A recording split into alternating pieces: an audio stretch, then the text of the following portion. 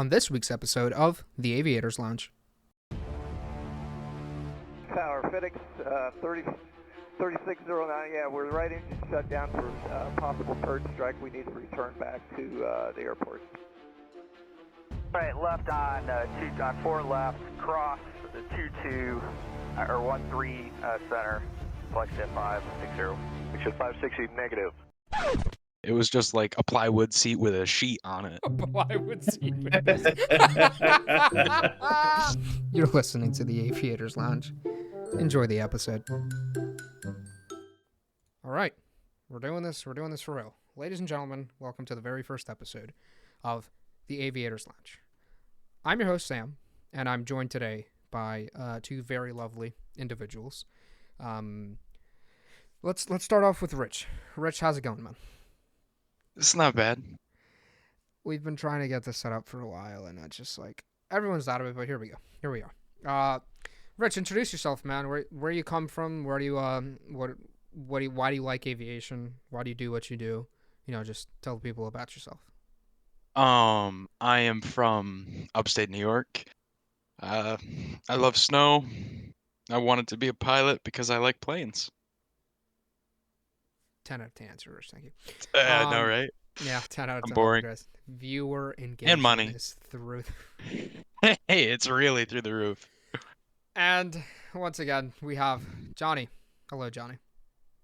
How's it going? Welcome to the episode, sir. Tell the people where you come from. What do you do? For reference, Johnny is a instrument-rated private pilot, so he will know a lot more than we do. But you know that's why we have him here. So go ahead, Johnny. My name's Johnny from Raleigh, North Carolina. I've loved planes since I flew to Australia when I was 3 years old, and I want to be a pilot to connect to the world a little bit better and change people's lives in the aspect of being able to see their families. Like that, definitely like that. Yeah, that's good. Not better than mine. Hey, I'm not wrong. Oh my god. Of me introduction. Hey guys, how's it going? If you listen to the introduction that was posted, I think last week, you'll know what this podcast is a little bit about. We want to just bring, aviation news, conversations, topics with real pilots, real instructors. Questions too. And plenty of questions. I cannot wait for all the questions that you have for myself, Johnny, and Rich. So, welcome to the episode. We'll just we'll get it kicked off with Johnny's little part here. He has a couple words to say to us, man. What's going on with aviation, man? Tell us about it. So, as everybody knows, there's been some pretty interesting things going on in aviation. Specifically, just this week, we have a little audio clip, but there was a 767 that departed out of New York, FedEx, and there was an engine fire due to a bird strike. So obviously, that was a little interesting. Not sure if Sam's got that audio clip ready to go or not. Yeah, so we have that clip. So we'll take a listen to it here, so you guys can listen to it as well. So let's see what this fiasco is all about. Yeah, shall we? Okay,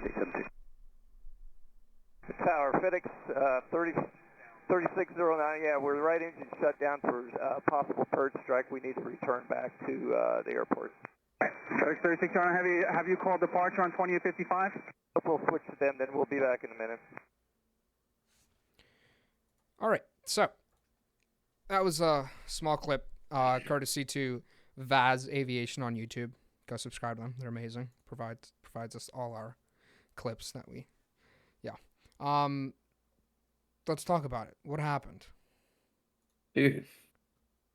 I mean, it's pretty cut and dry. I guess, bird flew into the engine happens more often than not. But when I was doing my own little research here, there was a fire on the engine when they landed. They rolled the trucks. Rich is a volunteer firefighter, so I don't know if he's, really in depth in aviation firefighting. I don't know if he could say a few words on that. But I can't say much about it. It's very different. The fire trucks are different.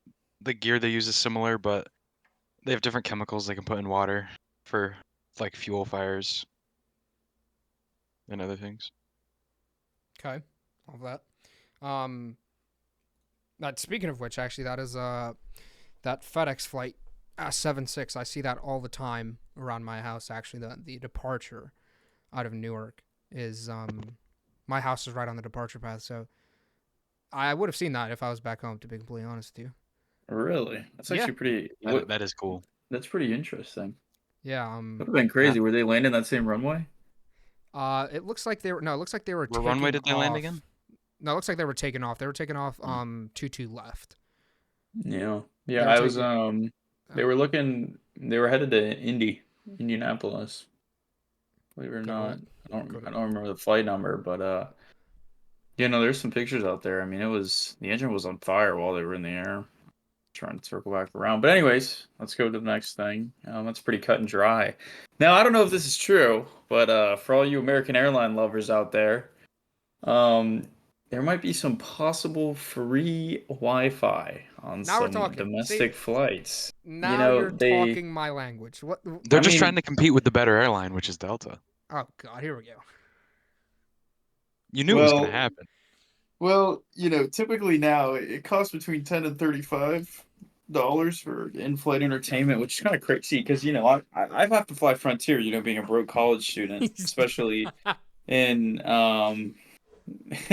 especially with flight training, and I mean you get in-flight entertainment. I think I could be wrong. It's been a while since I've taken a flight on Frontier, but I know some of these planes give you in-flight entertainment, but the free Wi-Fi. I mean, that's gonna be. I don't think interesting. Last time I was on a Frontier flight, it was not free entertainment. It was just like a plywood seat with a sheet on it. A plywood seat.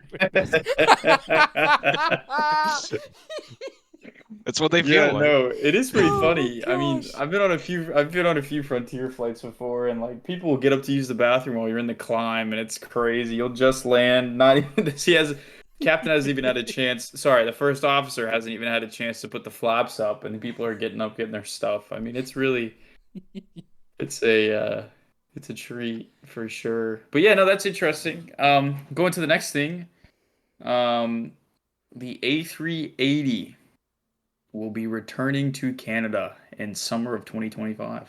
Great news. That's an amazing plane. Speaking of the A380, Rich, I believe the last time you went home last week, you spotted the Etihad. I saw an Etihad A380. Oh, it's so nice. Is it? It's so much bigger than you think it is. You're making Sam's job harder. I'm editing. But back to the Etihad. Yeah, the A380 is really nice. First of all, you have to say it right. First of all, you have to say it right. It's Etihad. It's Etihad. It's Etihad, not Etihad. I don't know who Etihad is. I don't know what airline they are. Okay, boys. Okay. The Etihad. Oh my! He's doing this on purpose. Dude, he's actually doing this on purpose. I can't take them seriously. Okay, no. Okay, let me compose myself here, boys. This is all this podcast is gonna be. All right. Okay, Etihad. Is that better? Sure, we'll take it. Okay, Yeah. the A380 I saw at JFK was an Etihad A380, and just thank you, Johnny. It's a beautiful plane, and they are like the scale is just incomparable to any other plane that was at the terminal that day. There's multiple boarding ramps, and the lines for that plane boarding extend all the way down the Delta terminal at JFK, pretty much to the other side. It was really cool. No, it's sheer size of that thing, man. It's massive. Never seen one in person. Really?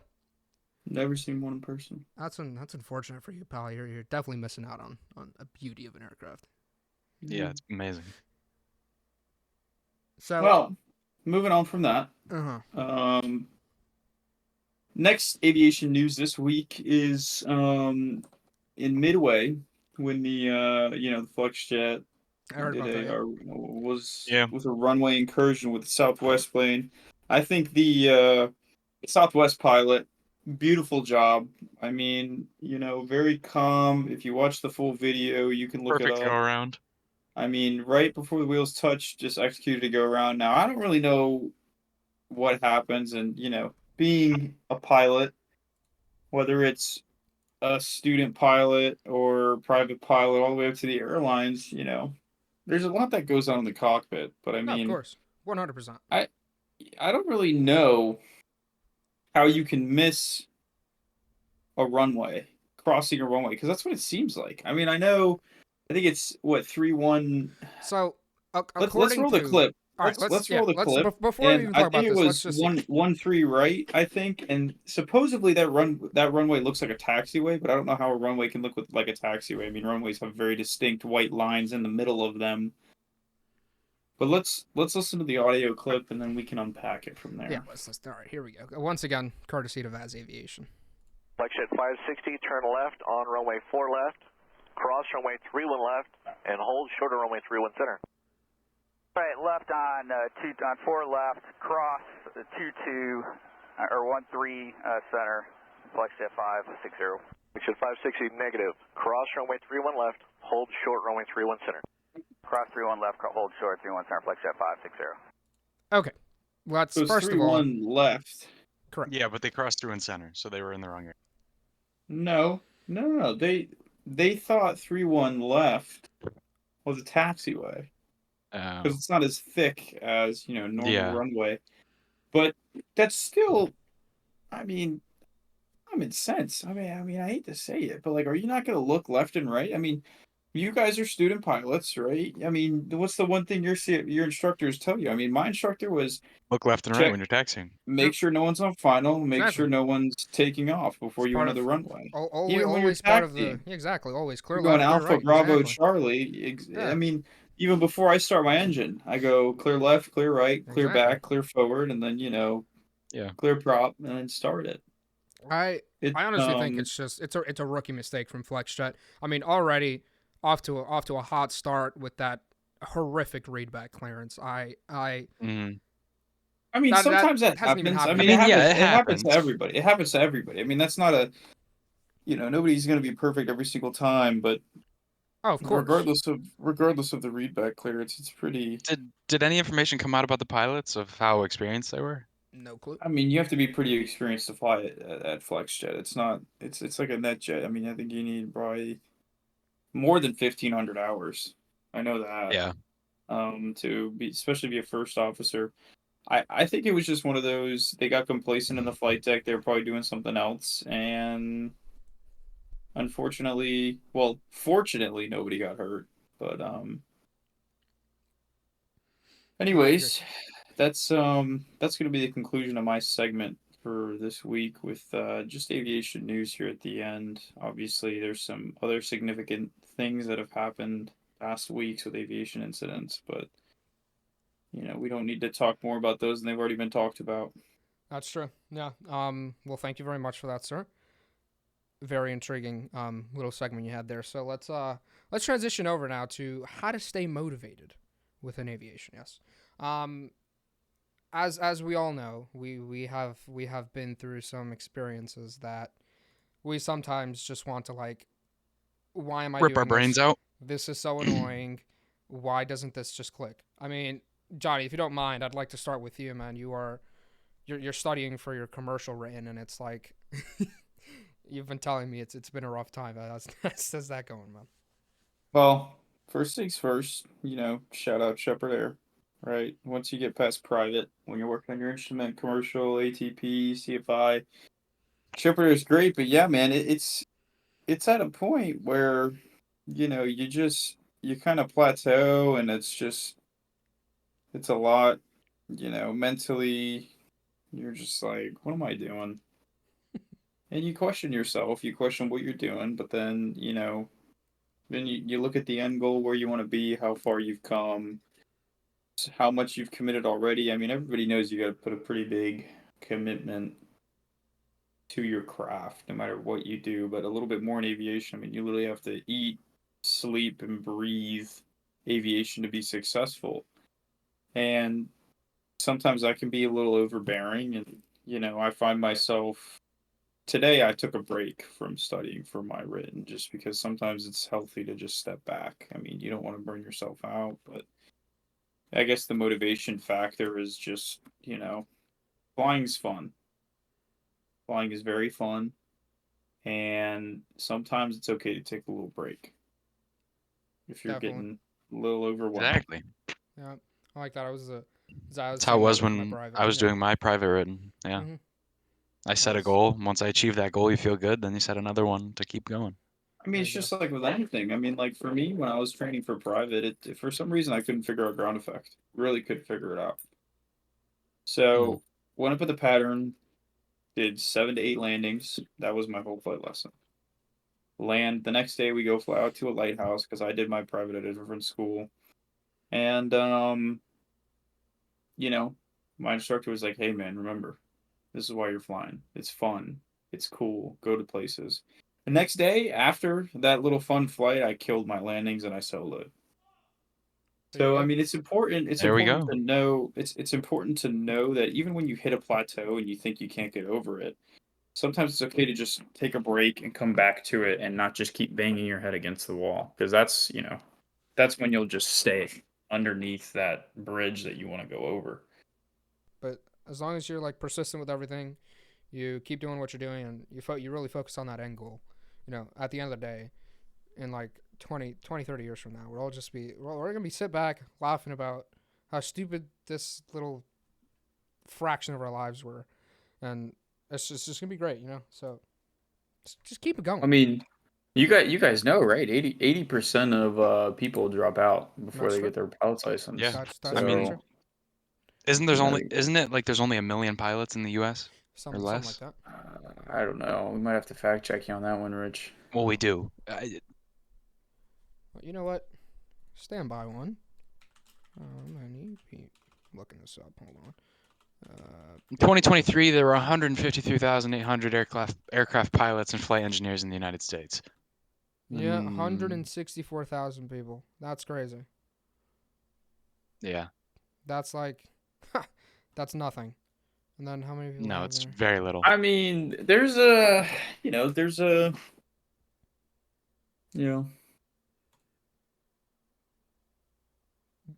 You're gonna.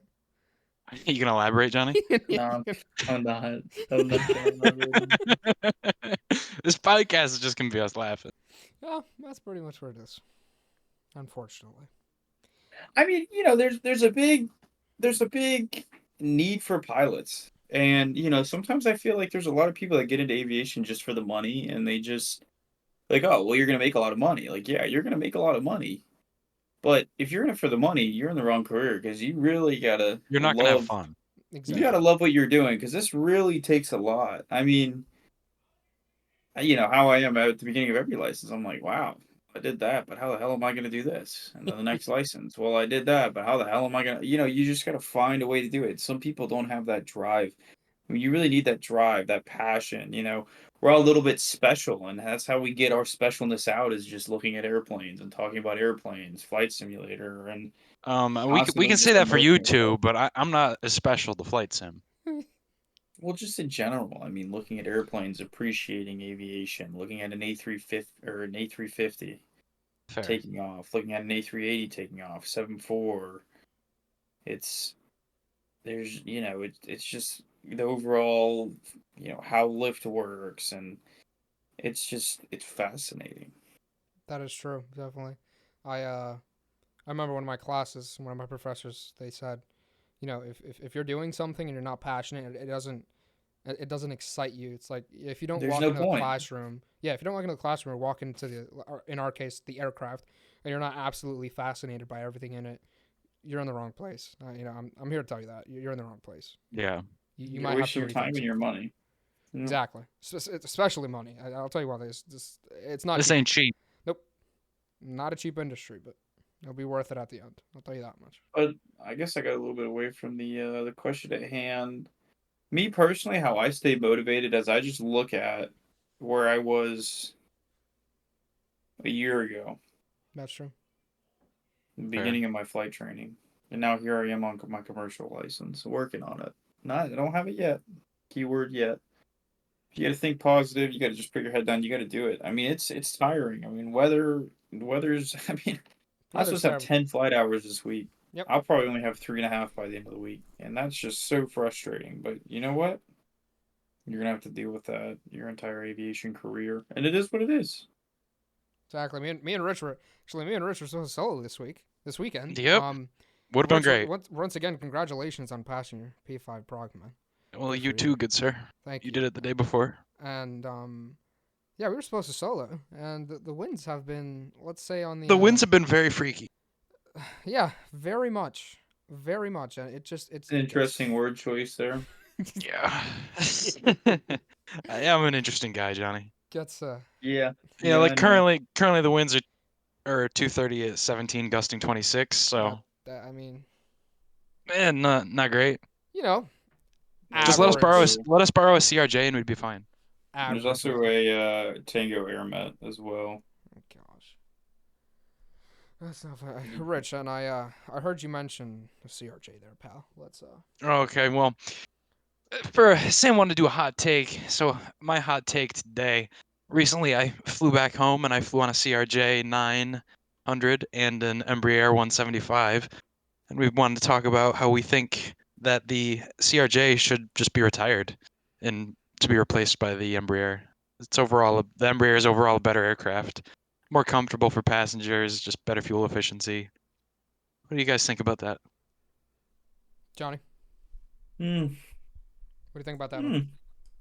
You're just gonna the You entire way? know, here's the thing, right? Okay. I completely understand that. Automation, the E175 is completely automated. It's a beautiful aircraft. You get away from your old FMCs and all that. But I mean, sometimes I do feel like the CRJ 900 is a bit, you can compare it to. Well, let me backtrack. Just how you would compare the CRJ-9 to the Embraer 175, we can take a look and go, oh, well, what about the 75 and the A321? Fair. I mean, think about it. You have the 75, most iconic aircraft of all time, right next to the 74. Now, I know everybody might get mad at me saying that, 74, oh, it's the 74, the Concorde, whatever, blah, blah, blah. But I put them on the same level. They are all on the same level for me. But 175 is more modernized. I get it, right? It's great. But the fact that the CRJ, just like how the 75 are still around, there's got to be some reason they're still around. I completely agree. Yeah. I can't speak on experience like Rich because I've never flown on a CRJ. Really, I've flown on a CRJ. I've flown on both of them. Never We've flown on a with the best CRJ. airline on the CRJ as well. Oh, brother. Delta. Well, it's probably Endeavor because Endeavor's a Well, yes. sole subsidiary of Delta Airlines. They just The side of the share plane just same says name. Delta You Connection. know what? At this point, I think we should just change the name to Delta Glaze with Johnny and Rich because At this point, we should. I mean, we didn't say they're the best airline. I mean, the people spoke with where they spent their money last year with a $1.8 billion profit. So, again, if you want to give us crap for that, give the whole everybody that spent money at Delta Airlines. I mean, at the end of the day, the people will choose who they want to spend their money with, and they spoke loudly. Fair. But we're getting a little bit off topic here. Back to what we were talking about. I haven't flown on a CRJ, but I have flown on an Embraer. It's a very nice jet. I think so. It's to me, it's the better jet than the CRJ. Should it be retired? Yeah, it's a beautiful aircraft. Should it be retired? I don't think so. But should some regional carriers start transitioning over to the Embraer fleet, I wouldn't be opposed to that. Yeah, I agree. It still has its place in small regional transport, but the Embraer is starting to take over. Well, I mean, think about it, right? The 175, I mean, they have the LR version, which is the Correct. long range. I mean, that completely changes regional operations in itself. I mean, in Europe, they use the E175, the E190. I mean, JetBlue uses the E190. They're just kind of going away from it. Oh, of course. Because they're getting the 321 Neos. Exactly, and the 220s. So. Oh, the 220. Don't give me... I love that plane. Such a cool plane. It is fantastic. I would love to fly that one day. I spotted one in LaGuardia. Very nice. Mm-hmm. on the Delta colors. So it's a very nice aircraft. But yeah, like I said, I don't think it should be retired, but I do think airlines would benefit from maybe starting to transition over to the E175 than the CRJ. That is very true. Yeah. I agree. Anything else to add, Johnny? See, I don't know though. It's just like that's like saying, take the 7.5 away. No one's gonna do that. And if they do, you're gonna have to literally peel every single person's body off that plane because they will not let you take it from them. I never said that. I just unless there's a better alternative. There is. I mean, technically there is. Technically there is. Yes, on paper the A321 and its it line. It costs less to operate, but the overall performance of the 7.5 is just so good. It's like the Army and the A10 Warthog. They want to get rid of that thing, but it's just so good they can. Very true, because the A10 can't compare to the F-35 and the scope of mission. Exactly. The A10 was built for a specific purpose. But wouldn't you make the argument that having just slightly more automation on the ERJ may reduce pilot workload and I guess make an overall better quality of life once you're on the job working? I disagree with you there on that one, Sam. Okay. Because I do feel like automation is great, but it is causing complacency. Very true. Understand. And you guys will learn about that as you progress, especially during instrument, when you guys work on your instrument license. That's a big thing. Automation causes complacency. And when complacency happens, things do go wrong. Because, especially with regional jets, you fly the same leg over and over again. It's like your 50th time coming into Atlanta in 3 days.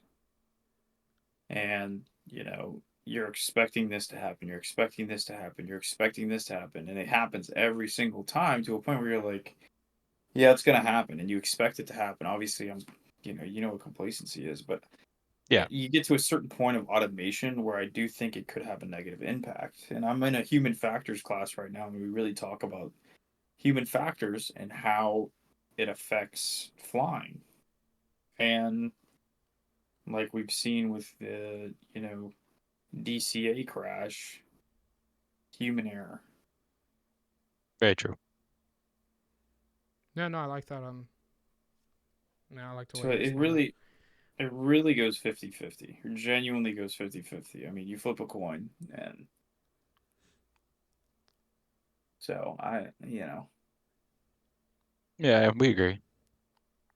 Yeah, I mean, definitely that argument could be made, but understanding from my point of view. I mean, anything that makes it easier could cause us a little complacency. Fair. It reduces something you need to do, and then you just don't pay attention. No. I mean, it's like checklist usage. You get too used to your checklist, and you stop using it as much, and then you don't look at it, and you miss something. Yeah, it's like why Delta still uses the 717. Yeah. Why? That's a great. Like question. why? But it's just good. It works. You know what I mean? It's like the 7.5. That's why I don't think you can replace the 777 with the new 777X. I get it for the winglets. It makes it more taxi. It makes it easier to taxi and all that. But I just, yeah, I don't know. You can't. I feel like you can't replace that. No, you're never going to. I don't think. I mean, unless some new company comes out of nowhere and creates this amazing, like a brand new jet that's amazing. Yeah, like that just does everything that both of them don't do. I don't think they're going. Maybe boom. Dude, I thought the freaking A220 was a regional jet. Next thing I know, it can go across the country. Funny story. Yeah, on that's that. true. I'm flying home in the A220 in like a week. We were looking at Flight Radar the other day, and I'm like, yeah, I'm flying with Breeze. There was a Breeze Airways A220 coming out of Raleigh, and I'm like, hey Johnny, that 220 goes to LAX, right? He goes, what? 100%. Yeah. The more you know. Breeze uses a lot of A220s, especially for like smaller airports. I think they only have A220s, if I'm correct. Correct me if I'm wrong. You might be correct. I don't know. This is my first time flying with Breeze. Breeze does. I think they only operate A220s. Correct. Yeah, if I'm correct, Breeze only operates A220s. So there you go. The more you know. I definitely Yeah. taken by surprise by that. So Too bad. If Oh, Breeze had trading cards, I'd get one for you. But I lied. Breeze. I'm looking right now. They have a Embraer 195. you know, I was told by someone that Breeze only uses the Embraers for charter. Like you can charter those aircraft. Really? Yeah. Apparently, that's possible. no. Apparently, Breeze has this thing where if you do want to charter with them, you get to charter the E-Jet. You don't charter the A220, obviously, but you get to charter the E-Jet. So that's why they have E-Jets in service. That's why there's like a kind of Yeah, they have 32 220-300s. They have 13 ERJ 190s, Mm-hmm. and then 10 ERJ LR 190s.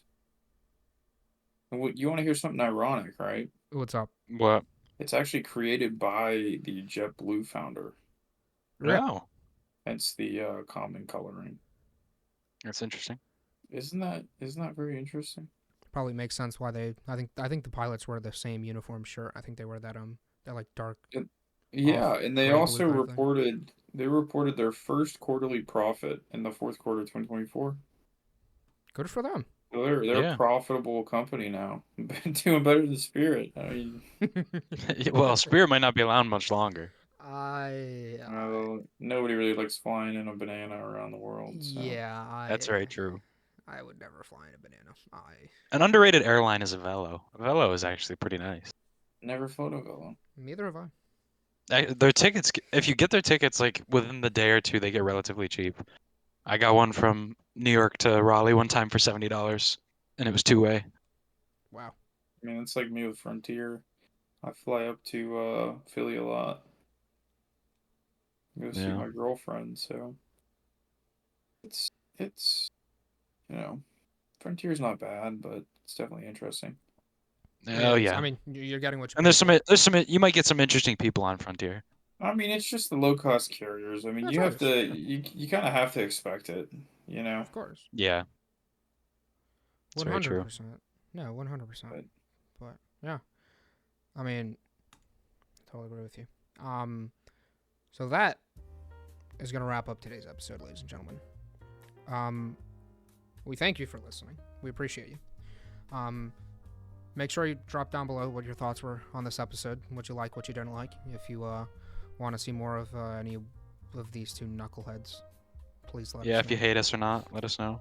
100%. We agree with all the hate comments towards everyone. So go wham in the comments. Anyway, we do want to know how you like this episode or not. Make sure you do leave a comment down below. Make sure you follow and share. It really does help us make these episodes for you. So Johnny and Rich, thank you very much for joining me on this first episode. Anytime. Yeah, you guys are amazing. And once again, thanks for listening to this week's episode of the Aviators Lounge. And remember, the sky isn't just a place, it's a passion. We'll see you next time.